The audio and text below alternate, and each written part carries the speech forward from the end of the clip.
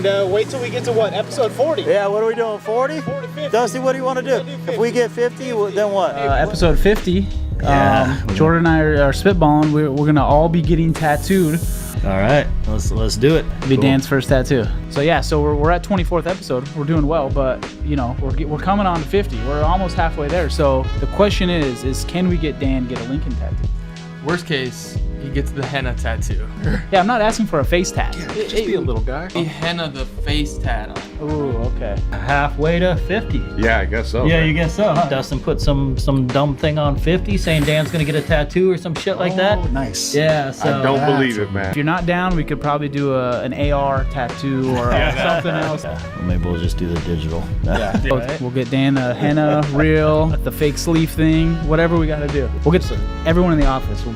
We'll get a tattoo. So if they do, I can't be. you kind of have to. I mean, Carrie already said she was down too. So. Yeah. We'll see. She said, yeah. So it's been a while, but we're gonna aim for that episode 50, right? Do something big. Oh yeah. Something fun. We got to make it happen, you know. It's coming. Even if you don't get one, might as well film me and Jordan getting one. You know what I mean? Hell yeah, dude. We're almost to 50. Yeah. We're getting tattoos. We're on our way. 39. All right, we're getting there. Yeah. 50, 50's right on the other side of the mound. 50's coming. Yeah. Yep, tattoo 50. All right, welcome back.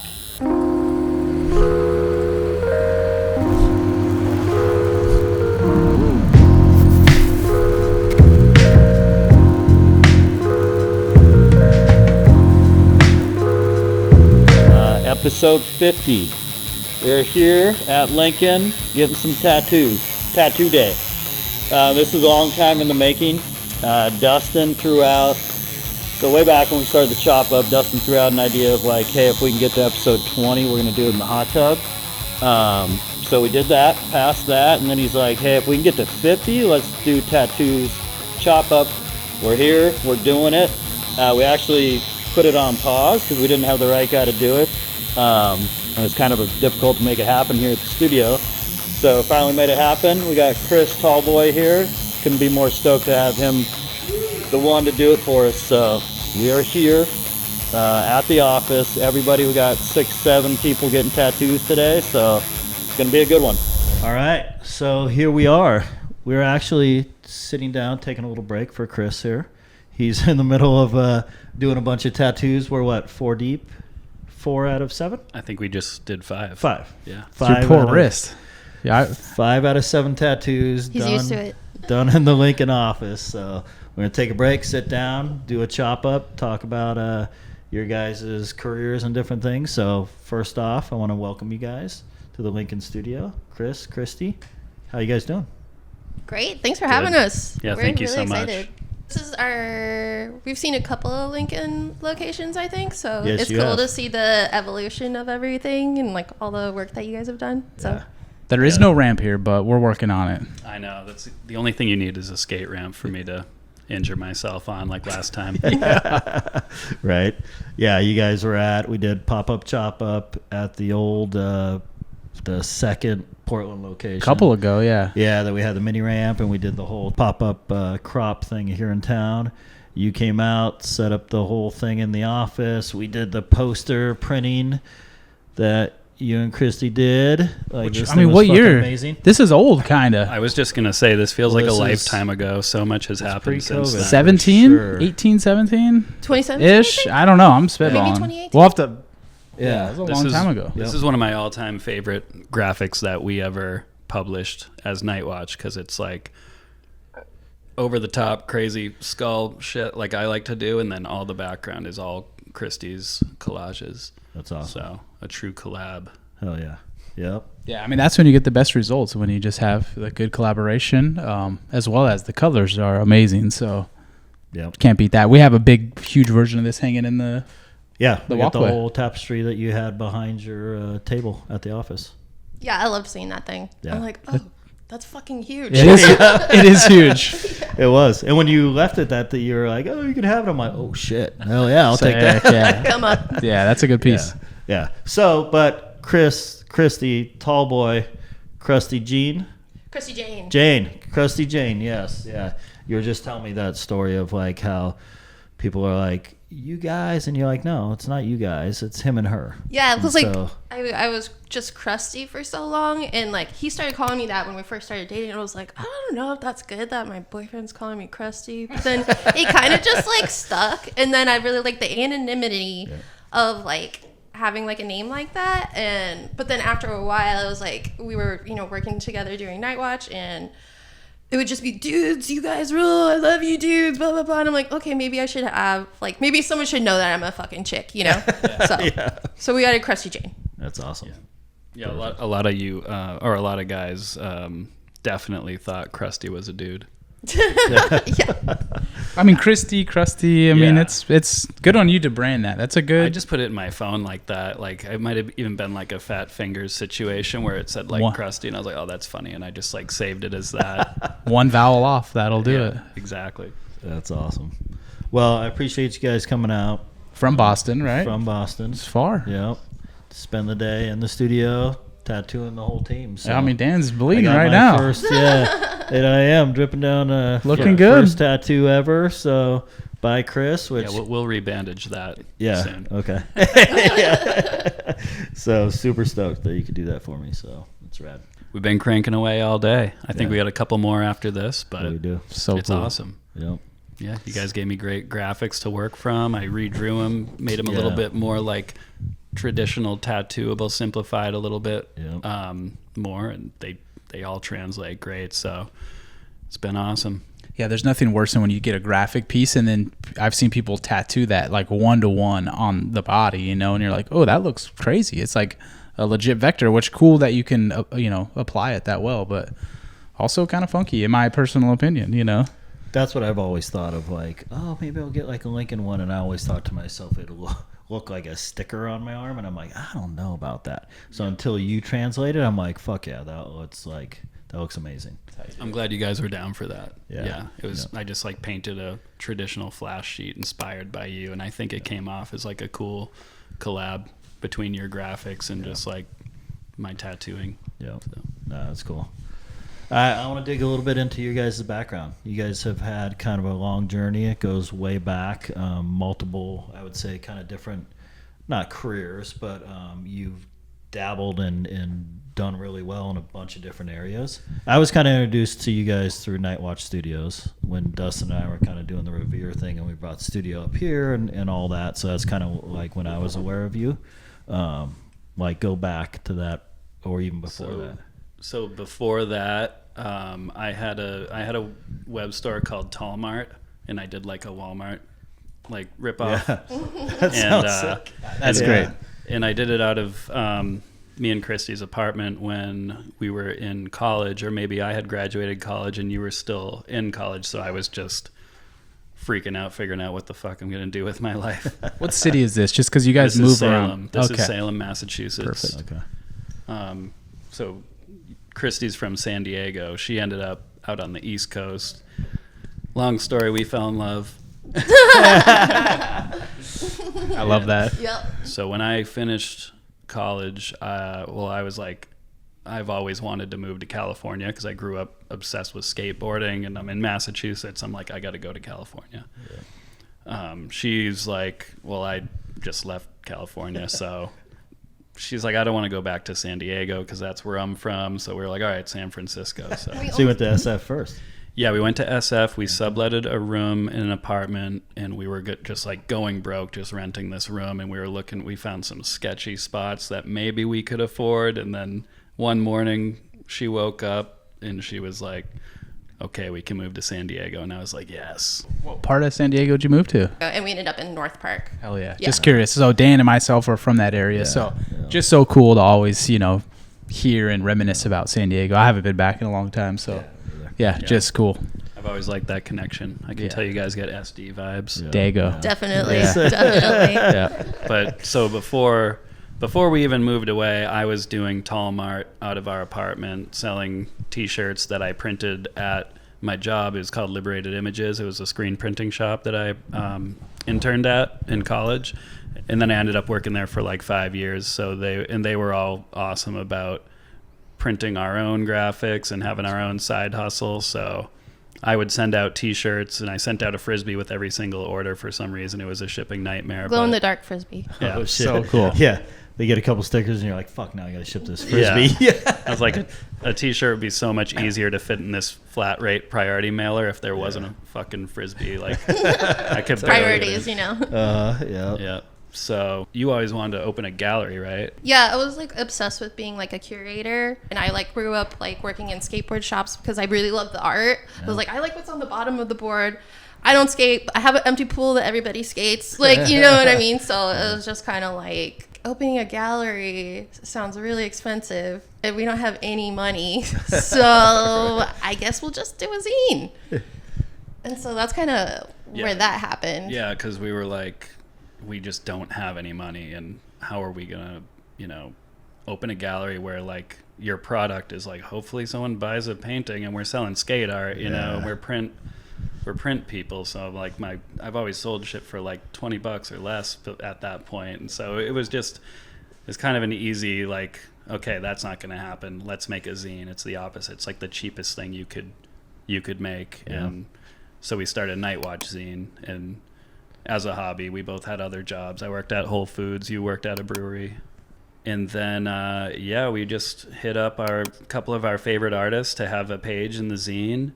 And it just like took off pretty quick. And like a lot of other artists wanted to be in it. It was like pretty early in Instagram where I don't even think knew to use it for like business purposes, but it was just like a genuine networking tool. So we met so many artists through that. It was natural, just the way it was Yeah. supposed to be, you know? Yeah. It was super organic at that point. That's when I found it, you know? It was just like, Yeah. natural, organic, and There was a bunch of artists in it, so everyone's like spreading the word and promoting like, hey, I'm in this zine. So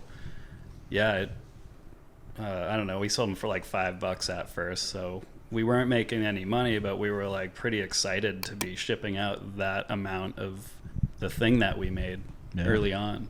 Yeah, and then our friend, he was like had a gallery. It was Molotov Gallery in downtown San Diego, and he was like, "Do you guys want to do a show?" And we're like, "Fuck yeah, we want to do an art show, like and do like a zine launch and stuff like that." So he like really encouraged us to like kind of even expand that into like more collaborative shows and stuff, which I really, really, really enjoyed. Like just like getting to like connect with the artists like even more, like and potentially sell their work, which sometimes it sold, sometimes it didn't. But so like.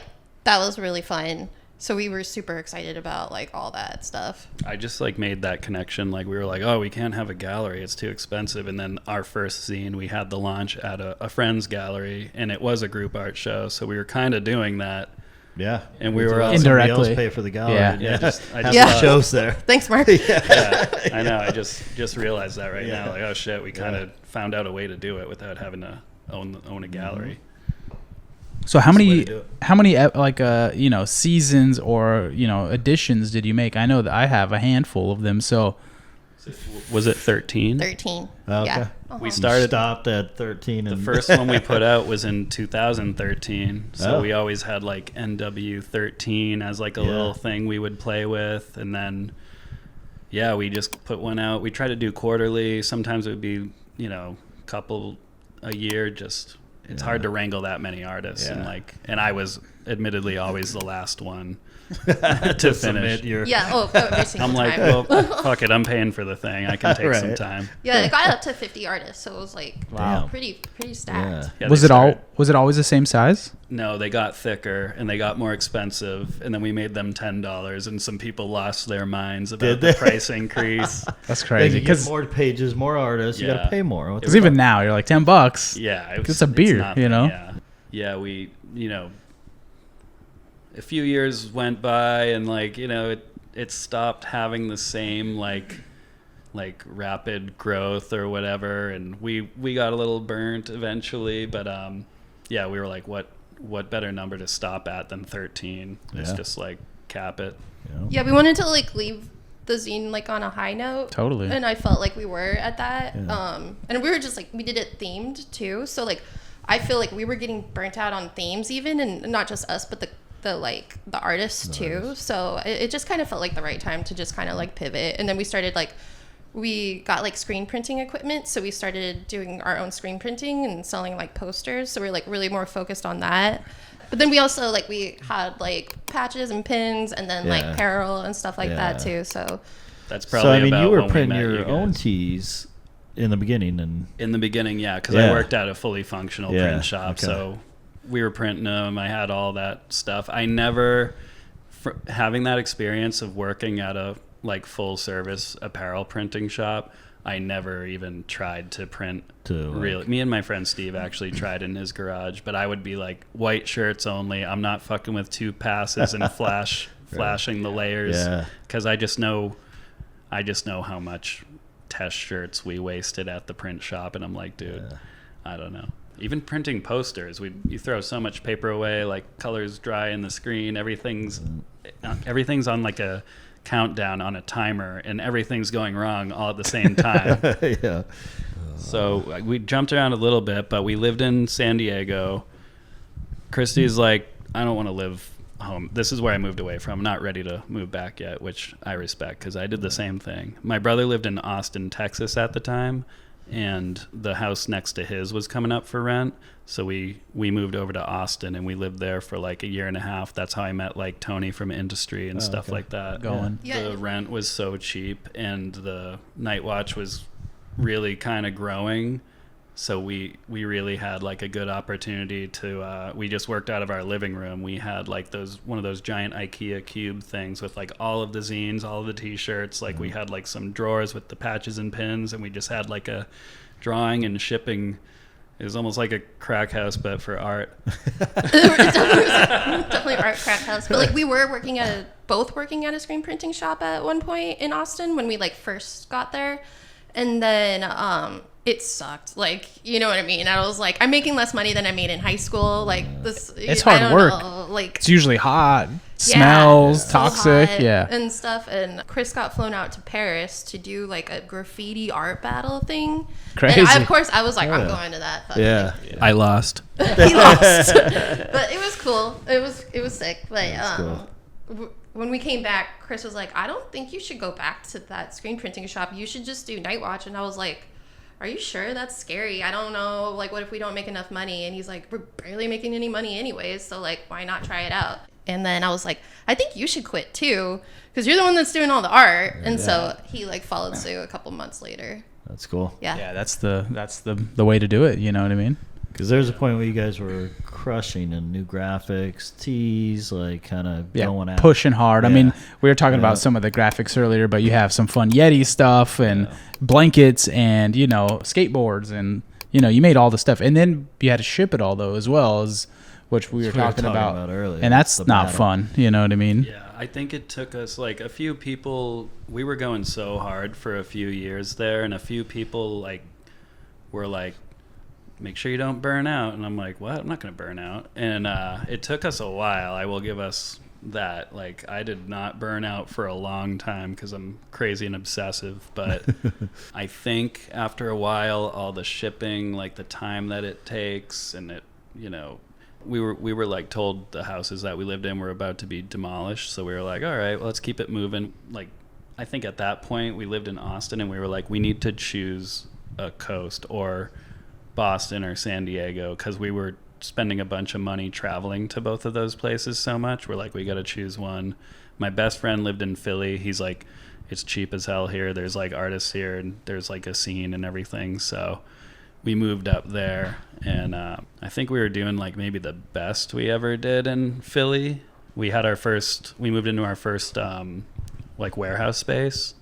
Yeah, it was sick. It was super DIY, but it was like $300 a month. And I remember crunching the numbers. I was like, well, now our rent's $11 and we'll have $300 we have to pay. Like, I was like sweating bullets, but I'm like, oh, I So think you didn't live in this space. That was a We didn't live in pure it. working space. It was like Damn. literally down the street from our apartment though. Yeah. So like we could walk there and take our dog to work. But then so in Philly, we're like, okay, this spot's really cool, but I think the electrical actually went out like in the winter time.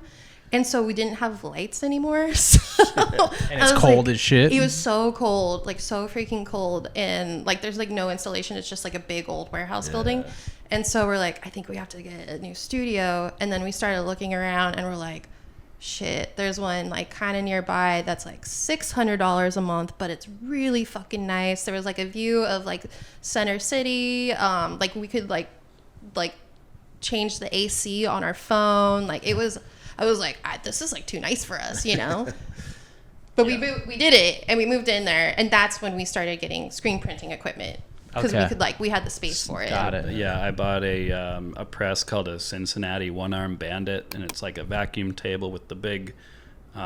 It's got a big pole that you clamp the squeegee onto, and it's on like rollers, and you can print huge posters. Wow. Damn. So a paper printer primarily. Yeah. Okay. Yeah. All posters. Like we would do maybe.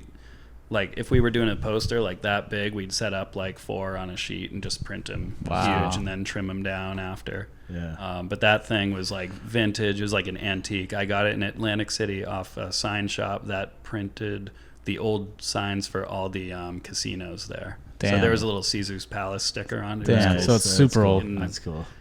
not to jump out a little bit, but when we eventually lived out here, I loved that thing so much that we moved it all the way out here. Is like 1,000,000 pounds. Damn. So fucking heavy. Yeah. Set it up in our garage and printed some shit, and then I ended up selling it to some guy who works for Nike. And then Because you were in Portland for a while, right? We were in Portland for a year. For a year? Yeah, only like a year and a month. Yeah. Okay. We would come out here a lot. Okay. Like Sizzle Pie used to fly us out for all these art shows, which was an insane time in our lives. But Where in the city did you live at? northeast, like Alberta. Okay, district. sick. Hell yeah. Yeah, that's cool. Yeah. And It's a then lot of info. it's a lot of info.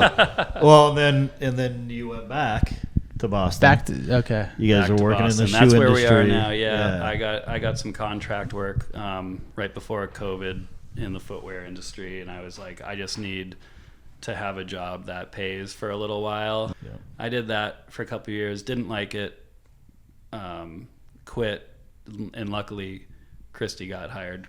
Yeah, and I was kind of like, I'm pretty burnt out on being self-employed. Been doing this for like almost 10 years now.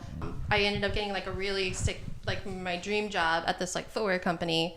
I was the like graphic studio manager there, and I got to work with like these sick designers, and like I was like also like I can actually get a real job. Like good to know, you know what I mean? Like And crush it when I'm there. Yeah, yeah, Also, exactly. like, yeah. How many years did we do Night Watch before that? So it was like you like had what, like 10 years of like creative project management. Yeah. And then it was cool to see that translate into this like corporate job with like a big salary and stuff. And I was like, oh, okay, we were having a lot of fun, but we weren't just fucking around. We were doing like real projects. She learned a lot. Yeah. You learned a lot. Made a yeah. good portfolio. Yeah. Damn, that's crazy. I mean, yeah, to your point, you had been doing that for 10 years. Yeah. And so you're just ready to rock. You're like, this is easy. Let's go to town. Oh yeah, for sure. That's cool. That's a cool story.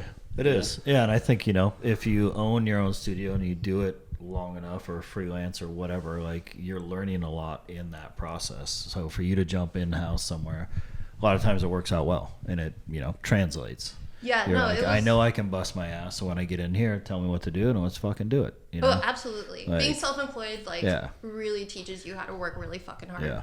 Yeah, I mean, it's a classic. What do they say? I didn't want to work 40 hours a week, so I quit my job and now I work 100 hours a week or whatever that saying is, and it's like, exactly. yeah, I mean, you guys know Yeah. that it's Yeah. like what it Yeah. is, And then, so done with the footwear in-house. I mean, I've said before, like in-house is for certain people when you go to like a big brand, a company that is, and not so much like agency life, but more of like you're working for one brand, one company. Yeah. Like some people thrive in that spot, some people don't.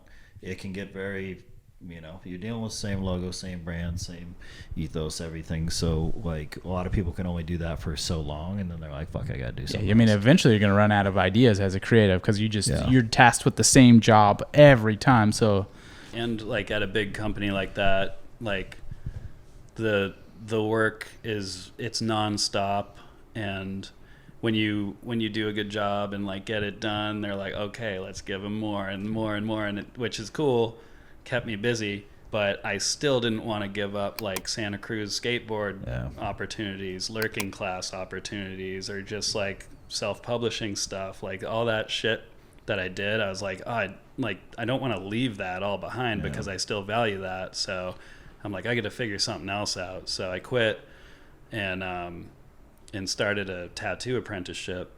and which was insane. You don't get paid at all. Yeah. Luckily for me, I'm like, well, I can quit my job and apprentice full time, but I can still make money while I'm apprenticing here with those like illustration gigs. Yeah. You know, I even think about like a kid now, 20, whatever, 25, 20, going into apprentice at a tattoo shop. And that just sounds so scary and daunting to me. But at least you came into it with just a great illustration background. I would hope that these guys or whatever, these people cut you a little slack. Maybe not. Yeah. How was that apprenticing, but as a already great illustrator?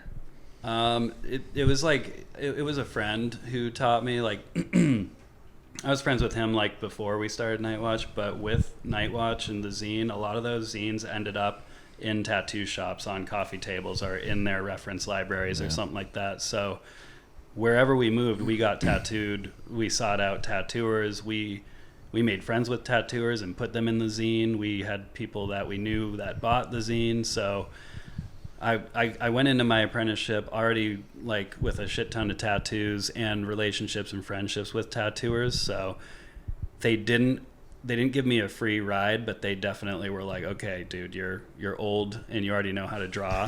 Like we're not gonna. They didn't haze you Geriatric. super Yeah, bad. no. It was good. Like I put in a shit ton of hard work. I'm not gonna say I didn't do that, but it wasn't like,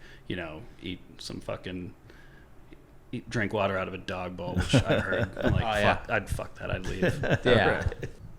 And then just kind of like made my way into like tattooing full time. Actually, no, the first it's like friends and family. So you find out who your real friends are because you're like, I'm practicing this shit on you. I'm going to do my best, but No promises. yeah. So you got like number 12, right? Yeah. Tat number 12. Nice. So Not 13? Come on. Yeah. I know. Horse right here. Yeah. All Nice. right. Yeah, Can you that's judge cool. yourself now? How is it? How's it holding up? Oh, he stares at me all the time, Yeah. and I'm just like, I know he's just like looking at his work. Yeah. Was that one good? Or... Well, I want to touch up some of those, but she is like, dude, that fucking hurt. You're not touching that Yeah. up. You get one I'm shot good. with me. I'm like, damn. Tough crowd. Right. But yeah, then then eventually you're doing walk-ins and booking and doing full-time tattoos and stuff, and it's just crazy. It's an insane amount of work, which I already had an idea of that. I've always respected tattooers like as some of the best artists because a lot of these tattooers can just like draw shit up on the fly because it's like all they're doing. It's like crazy amounts of like time behind the pen or whatever. And usually the clients walk-ins probably have wild ideas, at least like stuff I've seen, it's just people with wild, they want storytelling and collaging and, this, and then you got to walk them off the ledge typically. And Margaritaville, tramp stamp. Taco Bell, knuckle tat. I'll do them. Yeah. Yeah, I know. I'll do crazy shit for someone if they want it bad enough. Whatever. That's cool. We're all adults here, right? Yeah, Damn. exactly. Yeah. All right. Made the decision. I'll ask them if they're sure, and if they say yes, then who am I to judge? Yeah. You made the Taco Bell hand tat guy think on it for a week, though. Yes. Yeah. That's great. Yeah. I mean, so you've however many years that whole story has been, you've definitely jumped around so much. There's been a lot of just like, consistent through line through this. So it's like, I mean, you guys are in it, and but what's the next chapter of this journey? I don't know. More art. Well, we were just more in an art show tattoos. on Friday. We collabed on the bathroom project art show at our friend's gallery, Blue Triangle Gallery in Chinatown in Boston. Nice. Sick. So yeah, like Chris, we didn't do any pieces like together like this one, but like it was just sick to like see our work together Yeah. again. Because I do like collages like in here. So sick. So that was really cool. I'd like to do more of that kind of thing. Yeah. Or just pieces together, but it is tough because like he's literally drawing all day every day because it's like he has to draw at work, but he has to prep for it on the iPad, so it's like I don't know if the time is there to be able to really do too much collaborative shit. I draw all night and I draw all morning, and then I draw and tattoo all day. A lot of drawing. Yeah, it's good. It's good, but it's It's a lot. try not to burn out again. I do have a high tolerance for burnout, but it'll get you. But Krusty also, she's like project managing my booking basically now, which is awesome. Yeah. She's getting things more organized, simplifying my chaotic calendars and shit like that. So that helps a lot, not having to worry about all that back end shit, because all that drawing and then trying to keep communications up and scheduling, it's like, dude. That's the stuff that makes it impossible. Literally, it's makes it way over the top. It's already hard enough to, do great stuff, visuals, but then to manage it also is like, it's impossible. So. Yeah, you can't do it all. No. You have to delegate, or you're just gonna kill yourself. 100%. Yeah, more art shows would be cool though. I like to that. do together. Yeah, That's just cool. keep it like less pressure on like running a business or like a store or whatever, and just like try to keep it fun and try to keep some sort of creative projects like going, you know. Mm-hmm. And I mean, maybe that'll turn into something. That's how it started. It was all very organic. So it seems that's the through line. Just have fun with it, and it'll figure itself out. That's my mantra. She taught me about mantras. She was like telling me some of her mantras. I'm like, damn, what's my mantra? I'm like, okay, have fun. If you get stressed out, I'm like, dude, this is fun. I'm tattooing a Margaritaville dude on some dude's ass crack. That's fun, dude. That's fun. As long as he wipes good. Ooh. Yeah. Shower before you come in. Shit. Damn.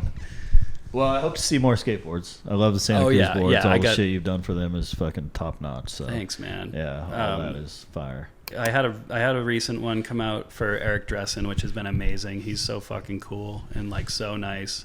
They invited us to their 50th birthday last September. That was like a life-changing trip. It was so awesome to meet everybody and get the tour of that place. I just finished up another one for Santa Cruz as well. So I do like a few a year, and I kind of like it that way with all the other shit I got to draw. Yeah, it's like the funsies only. No stress. Get a couple in. I can't say no to a Santa Cruz email. Like, are you kidding me, dude? That's like what started all this shit. Yeah. So do you ride Santa Cruz? I'm guessing you have to, or I'm riding a heroin board right now. Okay. Only because the shape was sick, the Dead Dave shape. It's like kind of got some like waves on it, and it's like it's a fat boy. But what do you ride? 8.5, 9? I think it's a 10. Holy, yeah, that's I skate with Pete's Pigs and the boys down at the Splinter Pit. And it's wide boys only. Nice. But that should be a band right there. Yeah. That's a band, dude. All those names, Pete's Pigs and the Splinter Pit. Yeah, that's fire. That's like a cartoon. That's not your dad, is it? Is Pete's? No, my dad's name is Peter, and he has a sick name though. And his name's Roadkill Pete, my dad. Yeah. But my friend Pete, who skates, and my dad look similar, so people see clips and they're like, "You skate with your dad, dude?" And he's doing laybacks and shit. And I'm like, "Nah, Pete's he's like a dad to the North Shore skate community, but he's not my dad." So sick. Yeah, I've just seen like your dad dressed up in like all sick ass gear, colorful, and he's proudly rocking it. And it's just like, okay, I need to be like this to my kid. Cause my dad reps our shit. He calls it his drip. Yeah. Nice. Oh yeah. So he knows what's going on. He knows what he's doing. Yeah. Wait. So are you gonna say you need to dress more like that for your kids? I just as well, and I just gotta represent. That hard. It's awesome. Yeah, it makes me happy because like I get sent all these shirts, and I'm like, I'm not gonna wear my own shit. Like, I'm not gonna be head to toe in Tallboy gear. I just give it all to my dad, and he's coming looking like he's walking out of a Zoomies or something. Nice. Yeah. That's rad. Yeah. Well, we appreciate you coming out here. Like this helmet. If you haven't seen the helmet, we'll get some shots of this. You did this for the One Moto show, which is fucking one of the favorites. Yeah. For sure. Like, love that thing in the office. We've like always like really admired like everything that you guys do, and it was really cool because like I feel like our friendship has been organic, where it's just like sending cool art in the mail and then meeting someday, years later. 100%. So like that's been sick to see your guys' journey, and like even like look at this fucking room we're in. Like this is so sick. Yeah. It might have started with a patch trade for me. Yeah, I think Yeah, like the one that just said like beer on it or something. Probably that sounds about right. And the iconic top view of the beer can. Yes. Oh yeah. Dude, I thought of you. I did a little flash piece that's just the tab and it's the whole. I've seen that. Yeah. There's like 2 little like, 3 don't water rip droplets. off Dustin. Oh no, that's so that was so long ago now that it's kind of crazy to think that like people used to buy patches like for whatever $8. Now it's like no one's buying a freaking patch. That was a wild time, the patch and pin craze, but that was at the peak of our like money making kind of situation. Yeah, we were just selling patches pretty good. They were selling themselves, and you just got to have a good photo. And but we were doing trades with everybody. It was just like a fun community. We've met, I don't know, randomly like Nevermade. We met through just that whole patch and pin thing. So a bunch of good peers and. But yeah, like Krusty said, thanks for having us. This place is awesome. We love seeing you guys fucking kill it and grow. It's fucking rad. So appreciate it. Yeah, appreciate yeah. you guys. Let's leave it open ended, and maybe in a year or two we'll do another session and another chat and drink some more beers and do it again. Hell yeah. Hell yeah. Sounds Absolutely. good. Thank you yeah. guys. All right. Cheers. Cheers. Yes.